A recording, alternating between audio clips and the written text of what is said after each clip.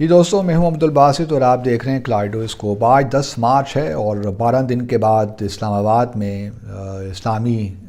تعاون تنظیم کا ایک سالانہ فارن منسٹرز کا اجلاس ہونے جا رہا ہے۔ یہ سالانہ اجلاس ہے، ریگولر اجلاس ہے، کوئی ایکسٹرا آرڈنری نہیں ہے، کوئی ہنگامی اجلاس بھی نہیں ہے، اور اس میں یوزولی ہوتا یہی ہے کہ آخر میں بہت سے ایشوز ڈسکس ہوتے ہیں، فلسطین سے لے کر روانڈا تک اور پتہ نہیں کہاں کہاں ہر قسم کا ایشو اس میں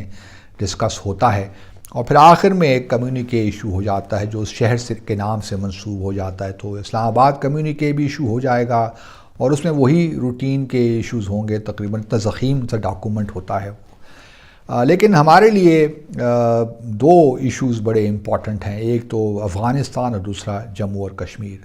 افغانستان کے بارے میں آپ جانتے ہیں کہ پچھلے سال 20 دسمبر کو اسلام آباد میں ہی ایک ہنگامی اجلاس ہوا تھا، غیر معمولی اجلاس ہوا تھا، جس میں افغانستان کی صورتحال کو ڈسکس کیا گیا تھا۔ وہ بھی منسٹریل سیشن تھا اور اس میں افغانستان کے جو ایکٹنگ فارن منسٹر ہیں وہ بھی تھے، عامر متقی، اور انہوں نے بڑی طویل تقریر بھی کی تھی۔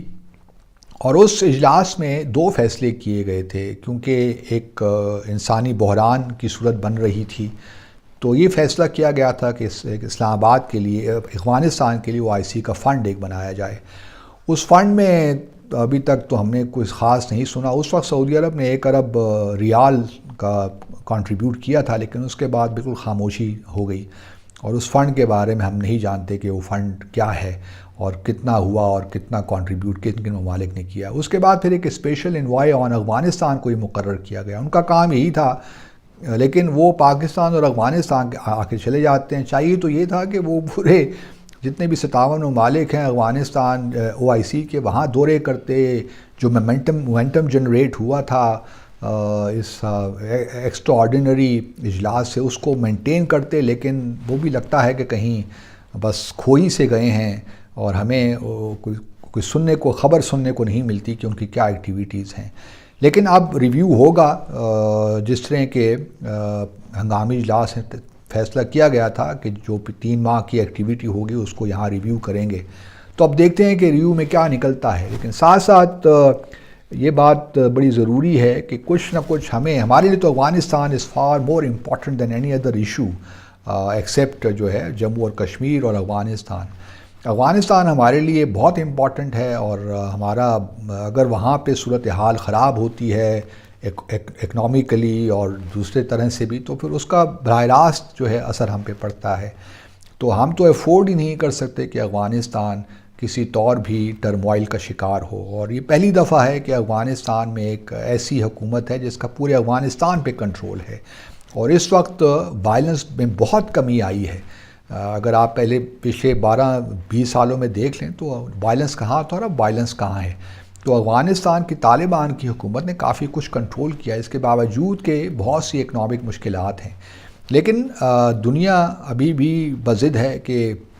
طالبان کو ریپریزنٹیٹیو گورنمنٹ بنانی چاہیے۔ جو یونائٹڈ نیشن سیکیورٹی کونسل کی قرارداد پاس ہوئی 30 اگست کو پچھلے سال 2593، اور اس کے بعد پھر 15 جنوری کو اس سال 2615، تو ان ریزولوشن کے تحت تو یہی ہے کہ براڈ بیسڈ گورنمنٹ ہو، اور جو ہے خواتین کو ان کے پڑھنے، تعلیم کے اور کام کرنے کے حقوق دیے جائیں۔ بالکل یہ بات درست ہے کہ ہمارا دین بھی یہی کہتا ہے کہ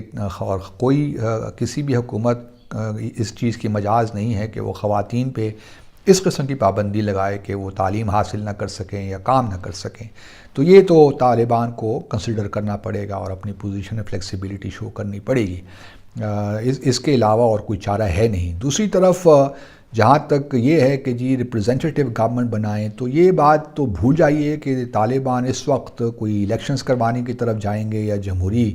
انداز سے معاملات کو چلائیں گے۔ جمہوریت ضروری نہیں ہے کہ جو ویسٹرن دنیا میں وہی افغانستان میں اس طرح امپلیمنٹ ہو، ہر ملک کے اپنا مزاج ہے، اپنی خاص ریکوائرمنٹس ہیں۔ تو یہ تو ہو سکتا ہے کہ ہم طالبان کوئی کنسیڈر کر رہے ہوں کہ گرینڈ جرگہ، لویا جرگہ بنا کر اپنے آپ کو لیجیٹیمیسی حاصل کر لیں، لیکن بہرحال یہ ضروری ہوگا طالبان کی حکومت کے لیے کہ وہ جو باقی ایتھنک گروپس ہیں، خاص طور پہ تاجک جو 27% ہیں افغانستان کی آبادی کا، اور پھر ہزارہ کے لوگ ہیں، کسی نہ کسی طور ان کو حکومت میں ریپریزنٹیشن ملنی چاہیے۔ تو اس میں بھی طالبان کو فلیکسیبلٹی دکھانی پڑے گی۔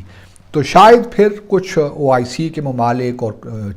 ممالک جو چین ہے، روس ہے، 5-6 ممالک جو مل کے ممکن ہے کہ طالبان کی حکومت کو ریکگنائز کر لیں۔ ہمارے لیے بڑا ضروری ہے کہ ہم طالبان کی حکومت کو تسلیم کریں، کیونکہ ہم نے تو بہت سی ایسی چیزیں کرنی ہیں، بائیلیٹرل ایگریمنٹس بھی کرنے ہیں اور بہت سی بائیلیٹرل چیزیں ہیں جس کے لیے ضروری ہے کہ طالبان کی حکومت کو UN بھی ایک قسم کا ریکگنیشن اس کو ملے دنیا بھر سے۔ تو ہمیں اس بارے میں ذرا غور کرنا چاہیے اور کس طرح اس کو زیادہ ہم ایکٹیویٹ کر سکتے ہیں۔ میں یہ نہیں سمجھتا کہ اس اجلاس میں یہ تمام ممالک جو ہیں OIC فارملی ریکگنائز کرے گی طالبان کو، لیکن کچھ ممالک کے ساتھ اگر ہم بات چیت پہلے سے ہم نے کر رکھی ہوتی تو شاید آج کچھ نتائج مختلف ہوتے، لیکن ہم نے چونکہ اپنے آپ کو نتھی کر دیا ریجنل اپروچ کے ساتھ، تو اس وجہ سے ہمارے ہاتھ بھی اب بند سے گئے ہیں، ہم انڈیپینڈنٹلی اب زیادہ کام بھی اس پہ نہیں کر سکتے۔ لیکن ابھی میرا خیال تو یہی ہے کہ کچھ ممالک کے ساتھ مل کر، کیونکہ جو تاجکستان وغیرہ یہ ممالک ہیں، ازبکستان، تاجکستان، یہ جو ہے ان کا خاص پرابلمز ہیں، اور جب تک تاجک جو پاپولیشن ہے افغانستان کی، اس کو طالبان کی حکومت یا پھر ایران کے کانٹیکس میں ہزارہ کی پاپولیشن کو ایکوموڈیٹ نہیں کریں گے حکومت میں، اس وقت تک بڑا مشکل ہوگا۔ لیکن یہ بات یاد رہے کہ طالبان اگر کمزور ہوتے ہیں تو اسپیس ملتی ہے، داعش کو ملتی ہے، TTP کو ملتی ہے، ETIM ہے، ازبک اسلامک موومنٹ ہے، انصار اللہ ہے، تو یہ تمام پھر جو دہشت گردی کی آرگنائزیشنز ہیں یہ پھر ایکٹیو ہو جائیں گی، تو تمام ہم سب کے لیے خطرے کی گھنٹی بج جائے گی۔ تو اس وجہ سے ضرورت یہ ہے کہ طالبان کے ہاتھ مضبوط جائیں، کہ اور کوئی آپشن آپ کے پاس ہے نہیں، ورنہ پھر ایک اور سول وار شروع ہو جائے گی، ایک اور وائلنس کا ایک اسپائرل آؤٹ آف ہینڈ۔ تو اس وجہ سے ضرورت ہے کہ اس پہ غور کیا جائے۔ دوسرا، جہاں تک جموں اور کشمیر کا معاملہ ہے، اس پہ تو ہم جانتے ہیں کہ OIC نے کوئی قرارداد پاس نہیں کی as a separate resolution on Jammu and Kashmir.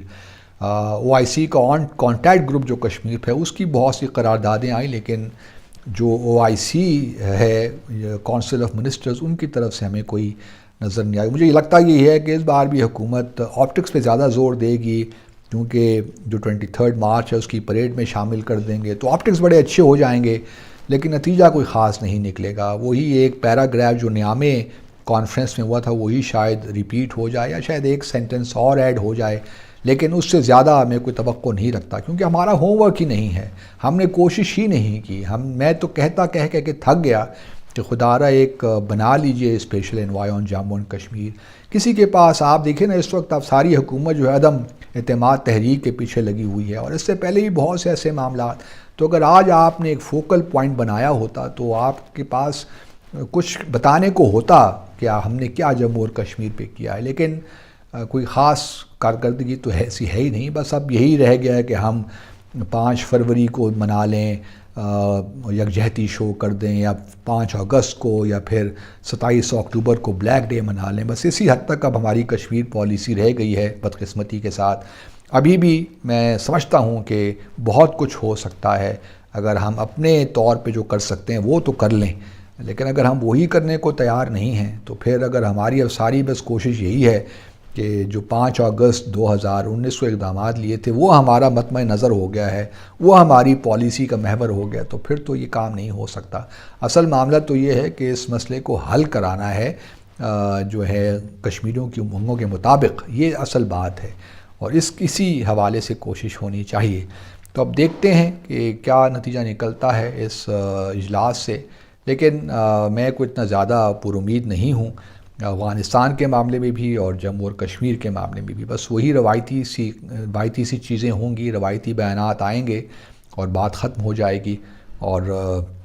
Optics پہ زیادہ زور ہوگا، کیونکہ اسی لیے ہی کیا گیا ہے کہ 22-23 کو ہوگا، تاکہ آپٹکس پہ زیادہ زور ہو اور بتایا جائے کہ جی کہ پریڈ میں اتنے لوگ شامل ہوئے۔ محمد بن سلمان جو ہیں ولی ہے سعودی عرب کے، وہ بھی شاید آئیں گے، وہ چیف گیسٹ ہوں گے۔ تو بس آپٹکس ہی ہیں، اللہ اپنا کرم کرے، اور افغانستان میں ہم دعا ہی کرتے ہیں اور جموں اور کشمیر کے لیے بھی دعا کرتے ہیں۔ دیکھتے رہیے کلائڈوسکوپ۔ اللہ حافظ۔